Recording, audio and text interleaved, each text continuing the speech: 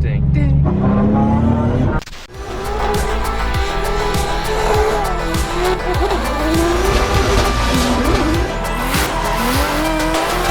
We got Cody here.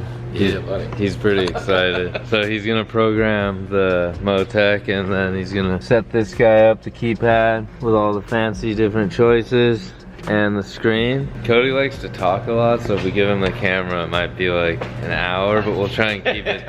We'll keep it to 20-minute video, maybe 15-minute video, but maybe he'll like open it up and show you guys some stuff here and there later though.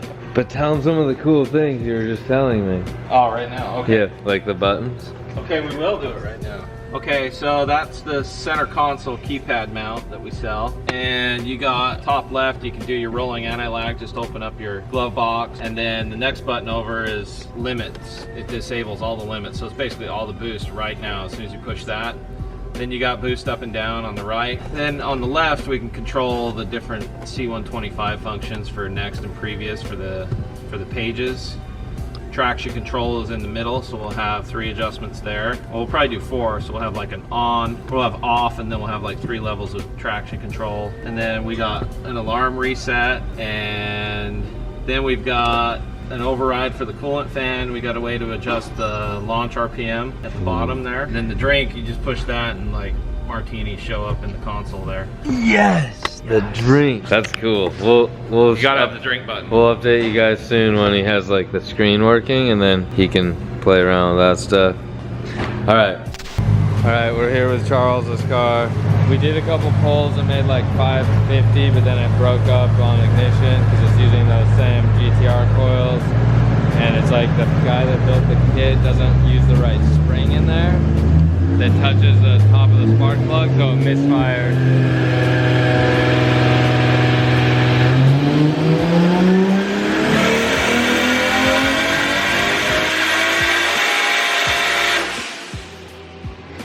Maybe we fixed it. We took the coils out, messed with the spring, put different plugs in there, capped them down. Looks like it just made like 570 or something. It didn't break up that time. Ooh, it's making curly cues.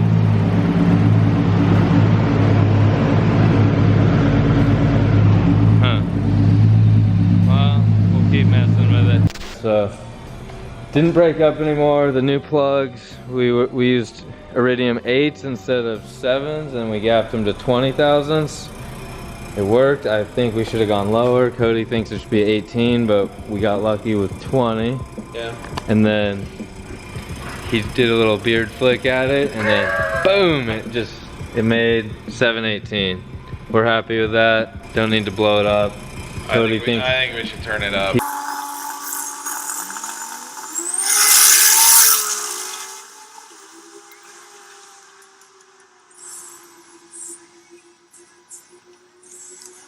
He wants to turn it up. Some cams in it. And probably nitrous. Way more wastegate spring. and probably a built CO2. And a built motor. Well, break it first. Okay, break it then, dude. Yeah. Well, we'll see what the customer says. Charles wants to do, huh? Charles might step it up. We'll see. And yeah, I think we're done. How many poles? 4? 4 or 6 poles? 6 poles. 2 broke up, we fixed it, and then he did a couple more and we're done. It was dialed before we did it, huh? It was dialed.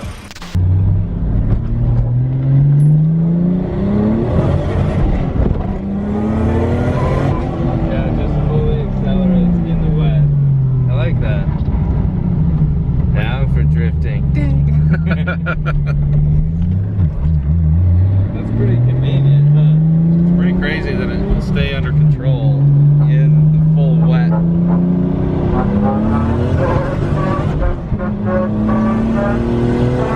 Yeah, that is really crazy.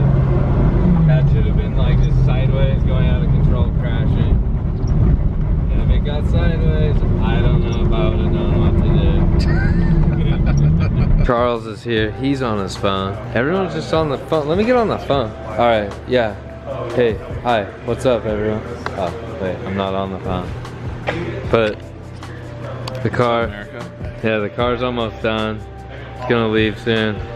Still needs an alignment, but Charles is here to pick it up. He's pretty excited. more phone calls. But we'll talk to him later. Hey, show Charles how to do the keypad stuff. Yeah, he wants to leave it and have us fix, like, make so you can do cruise control, and then I think one other thing maybe. Oh wow. RB just started up. RB live. Don't buy an RB, everyone. America. Yeah, we're in America, you buy a 2J. 2J. If you're in Australia, you can buy an RV. But America doesn't know how to do RVs, guys. We do 2Js here.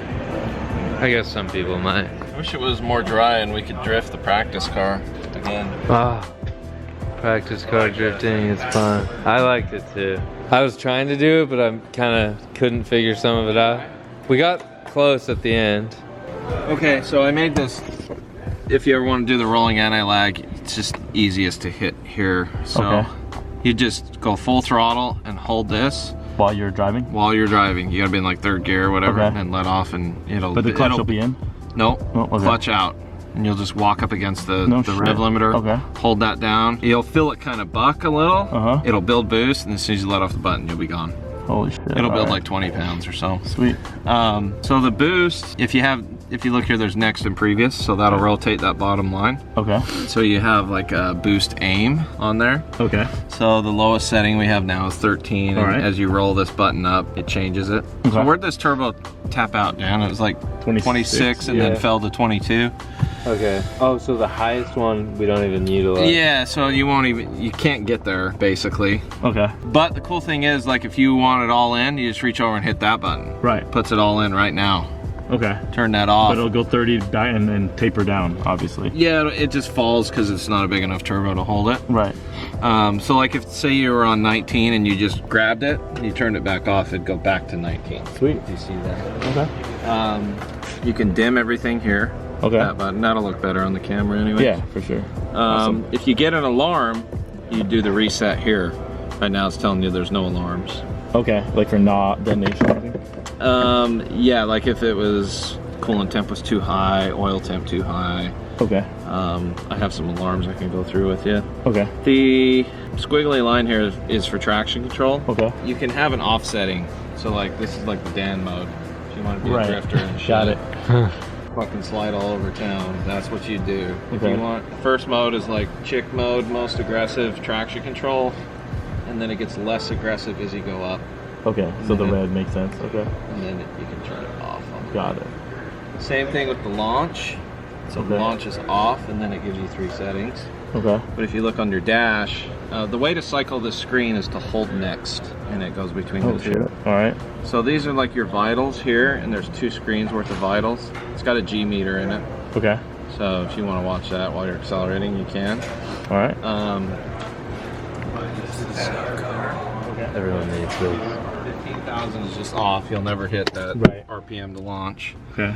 So I just set it 47, 5, and 52. Okay. For the 2-step. Awesome. Drink is just. All right. You guys get the idea. It's basically a race car, but you probably won't race it that often. It's really cool. Last thing I gotta do, clean up the back of the car, a little bit of the engine bay, a little bit of the front. Then we're off to Arizona. Trailer's packed. Doesn't have as much stuff as Formula Drift, but we got a lot of stuff in there. We're ready to go. And then we start drifting tomorrow. Cool thing is, that new transmission is in. I tested it just driving it back and forth. It is, let me get the lighting good. It is perfect.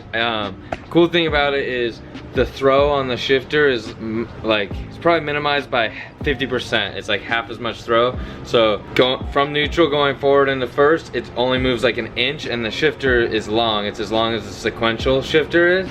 So it's like, it's still easy to control even with a short throw because you have so much leverage up top on there.